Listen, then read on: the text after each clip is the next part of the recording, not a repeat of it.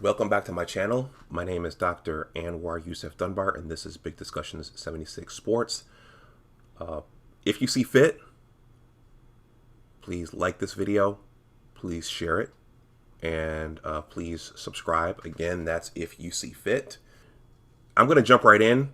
Most of you know that news was released this week that UCLA and USC, the University of California at Los Angeles, and the University of Southern California are moving to our beloved Big Ten.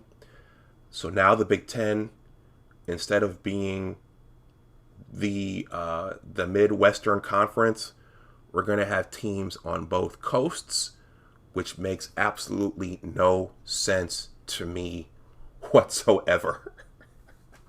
I can't believe this. I mean, this has been brewing for a little while, but, I never would have guessed that this would come of it. So I'm going to read an article from the Washington Post.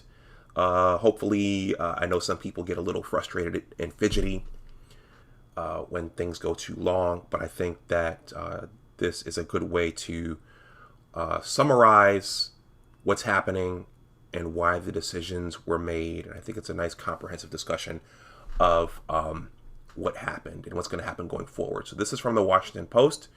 It's entitled Everything You Need to Know About USC and UCLA's Move to the Big Ten. It was written by Matt Bonesteel, and it was published on July 1st and updated on July 1st as well.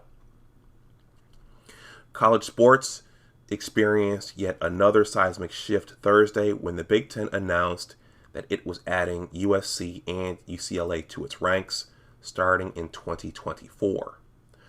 A conference that once was the domain of flinty Midwesterners will soon become a bi-coastal affair, and the aftershocks of such a move are nowhere close to being over. Here we attempt to explain the basics of USC and UCLA's move to the Big Ten, along with what it means for the entirety of college sports. Okay, and they're showing a map here of what the new Big Ten will look like. Again, this makes no sense. And this article will be below in the description box. Why are USC and UCLA leaving the Pac-12 for the Big Ten? On its face, two teams from Southern California joining a conference rooted mainly in the United States Midwest does not make sense, but geography and natural rivals mean little in the grand scheme of conference realignment. Money does. USC and UCLA stand to make somewhere around $80 million annually by joining the Big Ten, which is in the process of negotiating new television contracts that will bring in a massive influx of cash and could become the first conference to bring in $1 billion annually from its television deals. The addition of two brand names from a huge media market will only sweeten the deals for the Big Ten. The Pac-12 distributed only $19.8 million to each of its members in fiscal year 2021, a pittance compared with the other Power 5 conferences. Each SEC team received $54.6 million, and each Big Ten team received $46.1 million. And those payouts will only increase because of new television deals, which are written to ensure conferences get more money by poaching other major schools. The influx of money will be especially important to UCLA, whose athletic department has racked up a $102.8 million budget deficit over the past 3 years. By waiting until 2024 to join the Big Ten, UCLA and USC also will not suffer any financial penalties for leaving the Pac-12. The conference has what's known as a grant of rights agreement with its schools that's tied to its current television deal. This means that the Pac-12 would receive the media rights money that any departing team would receive from its new conference, even if they no longer were in that conference. However, this grant of rights deal expires after the 2022-23 academic year, meaning UCLA and USC will owe nothing to the Pac-12 if they leave after that. What will the Pac-12 do without USC and UCLA? Pac-12 officials reportedly were blindsided by the news that its two Southern California anchors were leaving. The two powers had been playing in the Pac-12 or its forebears since the 1920s, and their departures leave the remaining schools Arizona, Arizona State, Utah, Colorado, Washington State, Stanford, California, Berkeley, Oregon, and Oregon State with an existential problem and few good options. One possibility for the Pac-12 would be to simply replace USC and UCLA with other Western schools that have generally competitive football programs, such as San Diego State, Boise State, and Fresno State. But none of those schools have the brand names that the Trojans and Bruins have, and television networks would not see these additions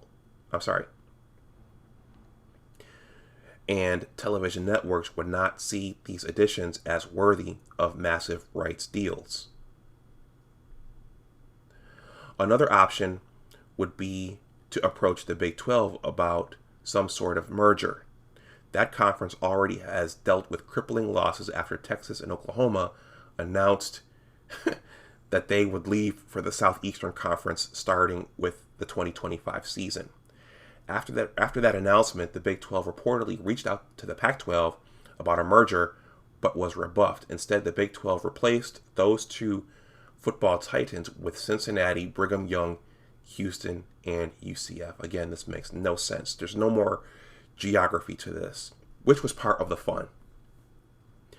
But again, the big question is whether such a conference would garner interest from the television networks, which would be hesitant to pay hundreds of millions to a mega conference lacking in mega names.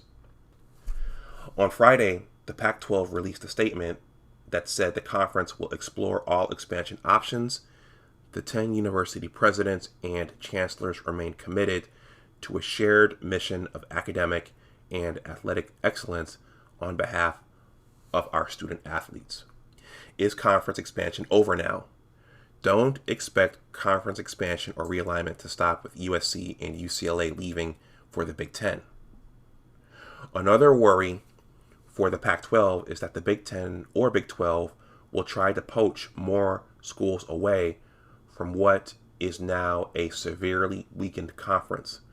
What if the Big Ten decides that the Trojans and the Bruins need more West Coast partners? Oregon and Washington have the most prestige, while Stanford and Cal have the academic pedigree the Big Ten ostensibly desires. What if the Big 12 views Utah and Colorado as good fits? The Utes have a natural rivalry with BYU, and the Buffaloes previously were a member of the Big 12 before leaving for the Pac-12 in 2011. Broadening this line of thought nationally leads to further questions. What does this mean for Notre Dame? Notre Dame's football brand is one of the strongest in the nation, and what the school decides to do could be the ultimate bellwether of what top-level college football will look like in the future. As it stands now, Notre Dame is a full member of the ACC in all sports except football. In that sport, the Fighting Irish has a scheduling agreement with the ACC in which it plays 5 games a season against teams from that conference. It's widely assumed that Notre Dame's quasi-independent status in football is untenable when considering the amount of money that Big Ten and SEC schools will end up making from their television deals. The Fighting Irish's television deal with NBC, the football team's broadcast home since 1991, is worth $15 million annually, and Notre Dame gets an estimated $10 million or $11 million annually from the ACC. It's estimated that Big Ten and SEC teams annually could receive $80 million to $100 million each when the conference's new television deal is worked out. Do the math. Notre Dame's days as a football semi-independent are probably numbered, particularly when its NBC deal for decades of financial bulwark against the need for any full conference affiliation ends after the 2025 season. The Big Ten as a destination would make the most sense in terms of geography and traditional opponents, but with UCLA and USC joining a Midwestern-based league of non-rivals, those considerations now seem to be a moot point in the modern college sports landscape. What does this mean for the ACC? An ACC without Notre Dame football would put the conference in dire straits, particularly because the long-term television deal it worked out with ESPN that started in 2019 now looks downright quaint compared with the ones either in place or soon to be done for the SEC and Big Ten. The conference as a whole gets about $240 million per year from the deal. Again, the Big Ten is looking at an annual television payment of around $1 billion per year. Oh, and that ACC television deal is locked in through 2036. The ACC also has a grant of rights agreement with its schools, and it's rumored to be hefty. If any school wishes to leave, it reportedly would have to pay more than $50 million to break the grant of rights deal or else surrender its new media rights deal to the ACC. But if the SEC or Big Ten could promise a school $80 million annually to leave, that penalty would be hardly onerous. If we're speculating, Clemson, Florida State, Miami, and maybe Virginia Tech would be natural targets for the SEC, while North Carolina, Duke, Virginia, and perhaps Syracuse would likely be Big Ten targets. What will college sports look like in 2026? We're pegging this question to 2026 of two reasons. College football is driving all of this, and the college football playoffs television contract with ESPN expires after the 2025 season. After that, the college sports landscape as we know it could receive a wholesale makeover. What if the Big Ten and SEC continue their likely raid of other conferences to the point where their size and strength are such that they decide to leave the NCAA entirely, entering into talks with the television networks about creating their own personal fiefdom? Any school not desired by one of those two conferences would be left with scraps.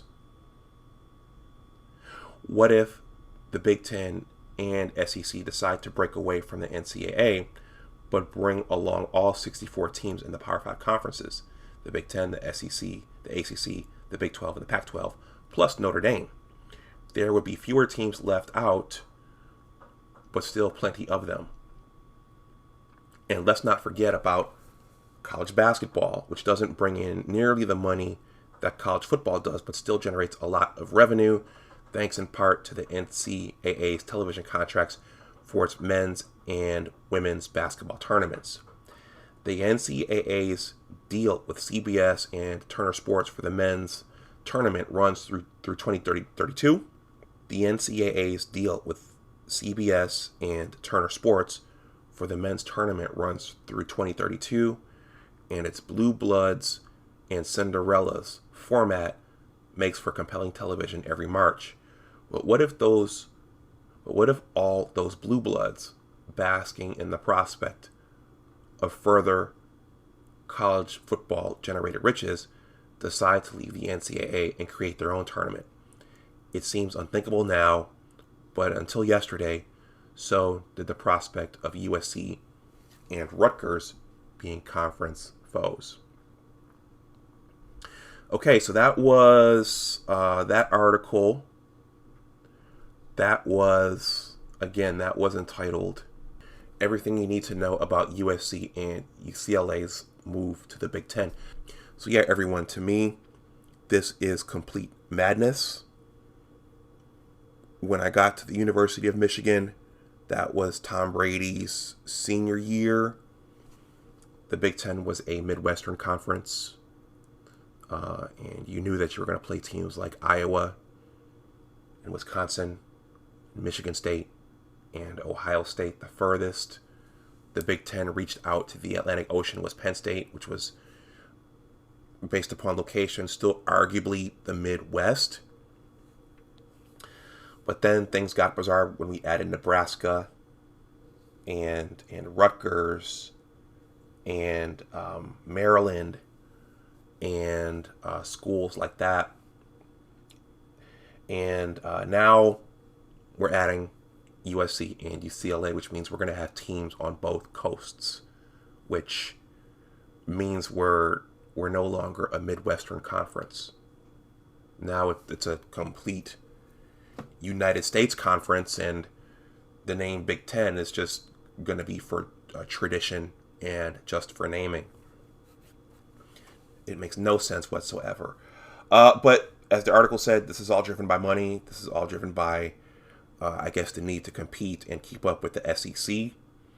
I don't know if this means that at some point a Big Ten team will eventually rise up and compete with Alabama and Auburn and those teams in terms of talent, but this seems to be in large part driven by money and television contracts. This went on for long enough. Let me know what you think in the comments section below. I'm not happy about this, but as per usual, money seems to drive everything. Yeah, let me know what you think in the comments section below. If you see fit, please like, share, and subscribe. If you see fit and you want to make a donation to the channel, that information is below. And you can also leave a super thanks.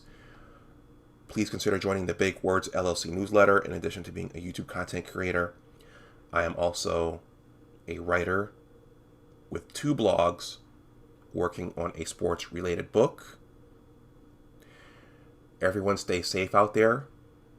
Go blue. And as always, remember that your attitude determines your altitude. Take care, and I will talk to you the next time. Bye-bye.